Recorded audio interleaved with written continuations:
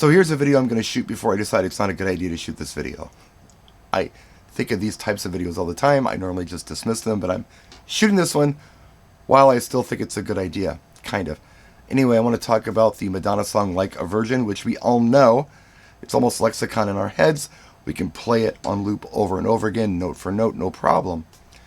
Well, I was walking through the pet store today, and I heard it, and my ears perked up because something happened that hasn't happened in a very long time. I started having all this, I guess, total recall, these recollections of Winston cigarette smoke, which is what my sister smoked in college, and being downtown and it being cold. And I'm like, wow, why am I remembering these things about this song that has been parodied by everybody, remade, lampooned, everything else for the last, 37, 38 years. 38 years. Came out in late 1984. How come I'm having these flashbacks feelings all of a sudden? I was hearing the original. I hadn't heard the original in a very long time. So, when I got home, I'm thinking to myself, what was different about it? And I remembered that the Immaculate Collection came out in 90, and it had a remix of Like a Virgin, and I believe it was quantized as well. I didn't really like that version. I didn't think much of it, but there have been several different versions of the song since on different collections. Every time she puts out a greatest hits collection, it seems like the songs have been changed somehow or remastered. So I decided to read up on it, and it said that the song was supposed to be at 118 BPM. I listened to the 45 that came out, and that song was varying between 122 and 124 BPM. It peaked at 125 once. So it was sped up, and that happened a lot back in the day. And, back then, when you sped a song up, you also changed the key. So it didn't sound like it was originally meant to sound. We've got all that cool stuff now, master tempo, that lets you speed things up and keep the key. Not in the old days. You sped it up, you made it sound chipmunky or something. So I pulled out the album. Well, let's check out the original album version. I love the back of this album, by the way. This is a great picture. Yeah, this is what I heard. The original album version of Like a Virgin. And it's varying in pitch. It's between 120 and as low as 117. It's not quantized because there's a live band playing back there. This is something that Nile Rodgers produced. He didn't write the song, but he produced it. And everything he produces, he makes funky, right? And when a band's playing like that, I think they're just kind of grooving and feeling it. It's going to vary a little bit. It's not perfect. And sometimes those little nuances are what makes it magic.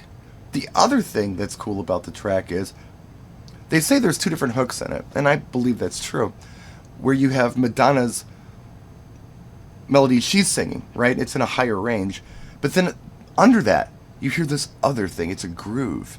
And it's an interesting groove. It's that bum bum bum bum bum bum bum bum, and it's bassy. It's a real bassy synth, and it's several synths layered together.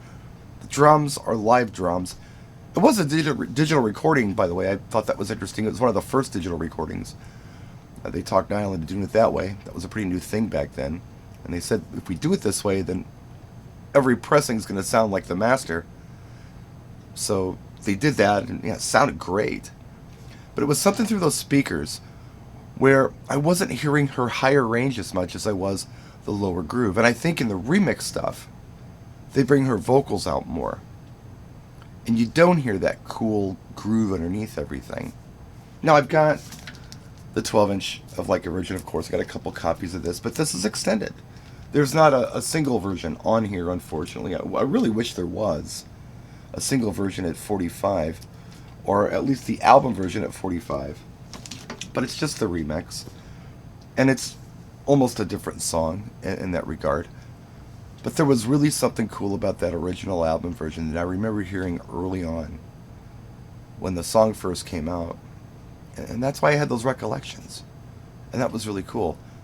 I was at college with my sister. I was not old enough to be there, but I was there. I looked older and was kind of living precariously through her in her dorm room on weekends and partying and things at a very young age. I had a very different childhood. But I hadn't thought of those times in a long time until I heard this in the pet store, especially that B section at the end. I think that's really what grabbed me. And I listened to the rest of it after that, and I was like, man, just those little nuances made all the difference. So none of the quantized stuff does that to me. None of the remixes or remasters or anything else since have made me feel that way. The single, the 45 single, hasn't made me feel that way. The one you heard on the radio for probably the next year after it first came out, it's that album version, man. There's something about it. So I don't know. I just thought it was interesting that I caught that. And you may or may not find it interesting. There are a lot of songs like that, though, where you're used to hearing them one certain way for whatever reason. It's remixed or remastered, or it's sped up as the single. And then all of a sudden, for some reason or another, you hear it the way it was meant to be originally. And it's just, although you know the song, it's familiar, it just feels completely different. It feels better. You know, it's the way it was meant to be. And sometimes the original way things were meant to be is better than anything you could do. I don't think there's anything you can do to this original album version of the song to make it better. I think it's perfect just the way it is. Same thing with the first album that Jelly Bean produced. It's amazing as well. So, I mean, you know, take Madonna out of the equation. Anybody singing on that, I think it would have been just fine. Those are great songs and great arrangements and great production. But anyway, again, I don't know if this was a good video to do or not. I don't know if it was important or necessary, but I'm doing it because, you know what, who cares? It's my channel. I can do what I want. I got a gig tip I got to get out to you, too. We're going to talk about gig prep, which I'm kind of in the middle of. And that's a whole other story. We'll get to that in the next video. So anyway, thank you so much for watching. We'll see you next time. I appreciate all your likes, comments, and subscriptions. And by the way, if you got a comment on this one, let me know down in the comment section. Practice and enjoy.